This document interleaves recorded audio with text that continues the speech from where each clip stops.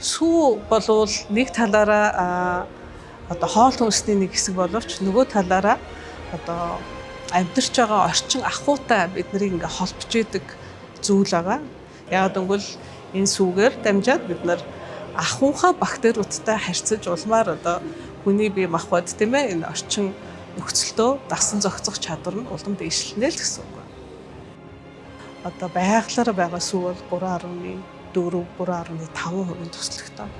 Тэг сүүний тос бас өндөр байх нь тэг өмнөх байгалийнхаа хэмжээнд байх нь их ач холбогдолтой. Яг гэвэл сүүний тос бол бас хүнд биед одоо хэрэгтэй маш олон төрлийн тосны өвчлөлүүдийг агуулсан байдаг. Яг тийм голчийг олж ариутгсан сүү бол одоо ашигтай бактерич агуулна, мөн одоо тодорхой хугацаанд бас хадгалж болно, мөн маш их шимт хичээлээ агуулах боломжтой.